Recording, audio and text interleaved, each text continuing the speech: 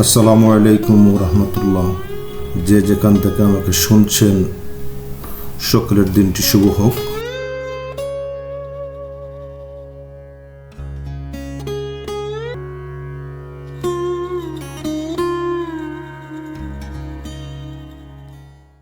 আজ আমরা এমন একজন মানুষের কথা বলবো, যিনি ছিলেন রাজা কিন্তু হয়ে উঠেছিলেন ফকির। তিনি জমিদার ছিলেন কিন্তু নিজের ঐশ্বর্য ছেড়ে খুঁজে ফিরেছিলেন মনের গভীর সেই পরম সত্তাকে। তিনি আর কেউ নন, তিনি আমাদের বাংলা লোকসাহিত্যের কিংবদন্তি মরমী কবি হাসন রাজা।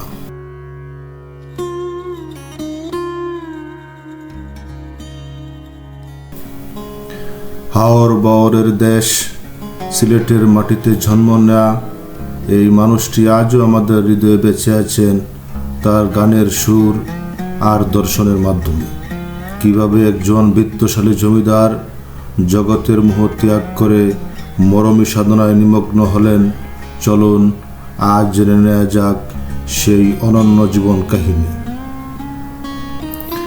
1854 সালের 21 ডিসেম্বর সুনামগঞ্জের লক্ষণশ্রী গ্রামে জন্মগ্রহণ করেন দেওয়ান হাসন রাজা। তার পুরো নাম দেওয়ান হাসন রাজা চৌধুরী।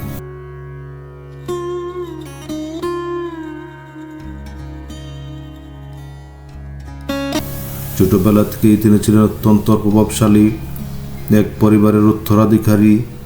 অত্যন্ত বিলাসী পরিবেশে বেড়ে উঠেছিলেন তিনি। গুড়া হাতির শৌখিনতা, জমকালো জীবন সবই ছিল তার হাতের মুঠোয়। সেই সময়ের সমাজ ব্যবস্থায় হাসন রাজা ছিলেন দাপুটে জমিদার, কিন্তু মানুষের জীবন তো সবসময় একই চোখে চলে না। যৌবনের সেই ঐশ্বর্য আর ক্ষমতার ভিতরেও কোথাও যেন এক গভীর শূন্যতা অনুভব করতে শুরু করলেন তিনি।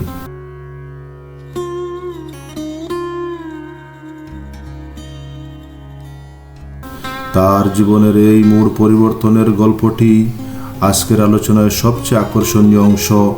বাইরের চাকচিক্যতাকে আর টানে না, বরং অদৃশ্য শক্তির সন্ধানে তিনি মন ব্যাকুল করে তোলেন।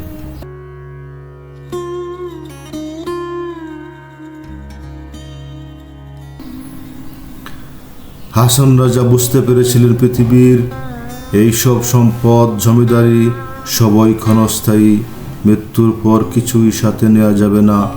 এই যে উপলব্ধি, এটাই তাকে সাধারণ জমিদার থেকে মরমী কবিতে রূপান্তর করে তিনি লিখেছেন, লোকে বলে ভোলে রে ঘর বাড়ি ভালা নয় আমার। এই কথার আলাদা এলখানো ছিল এক গভীর দার্শনিক সত্য। তিনি বুঝলেন এই দেহবা, এই সংসার সবই নশ্বর। এই আত্মোপলব্ধি থেকেই তিনি নিজের সব বিলাসিতা ত্যাগ করে নিজেকে ঈশ্বরের প্রেমে সমর্পণ করলেন।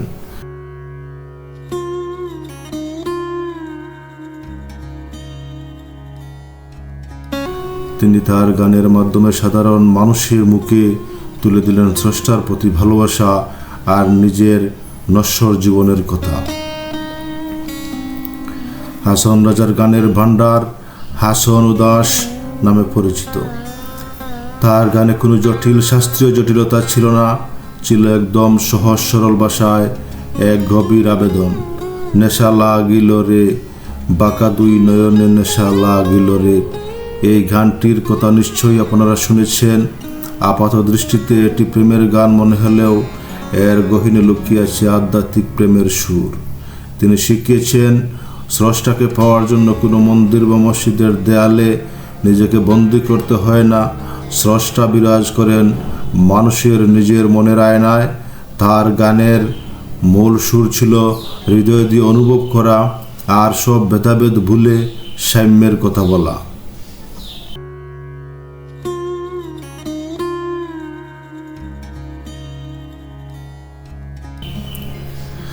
হাসন রাজার দর্শনের গভীরতা বিশ্ববিখ্যাত কবি রবীন্দ্রনাথ ঠাকুরকেও মুগ্ধ করেছিল। 1930 সালে লন্ডনে এক বক্তৃতায় রবীন্দ্রনাথ হাসন রাজার গানের প্রশংসা করে বলেছিলেন, তিনি একজন খাঁটি মরমী কবি। একজন গ্রাম্য জমিদার হয়েও তিনি যেভাবে বিশ্বজনীন সত্যকে নিজের গানে ফুটিয়ে তুলেছেন তা সত্যি বিস্ময়কর।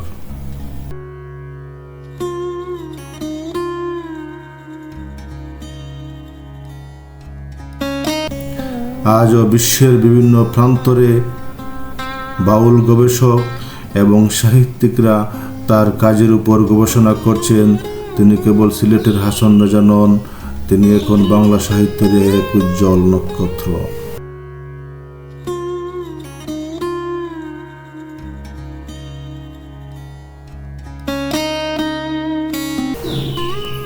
উনিশশো 22 সালের 6 ডিসেম্বর এই মরমী সাধক আমাদের ছেড়ে না ফেরার দেশে ভাড়ে জমান, কিন্তু রেখে গেছেন তার কালজয়ী গানগুলো। হাসন রাজার জীবন আমাদের শিক্ষা দেয় সম্পদ চিরস্থায়ী নয়, ক্ষমতার দম্ভ ক্ষণিকের, সত্য এবং সুন্দরই শেষ পর্যন্ত টিকে থাকে।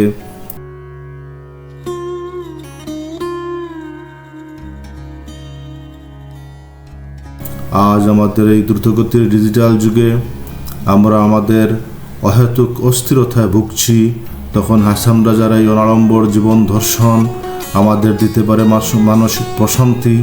আমরা যদি তার গানের দর্শনের সামান্য অংশ নিজেদের জীবনে ধারণ করতে পারি, তবেই আমাদের জীবন আরও অর্থবহ হয়।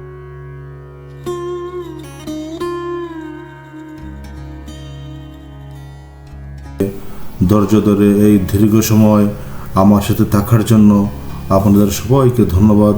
হাসন রাজার এই অমর দর্শনের কথা যেন আমাদের সবার হৃদয়ে বেঁচে থাকে। সবাইকে ধন্যবাদ। আল্লাহ হাফেজ।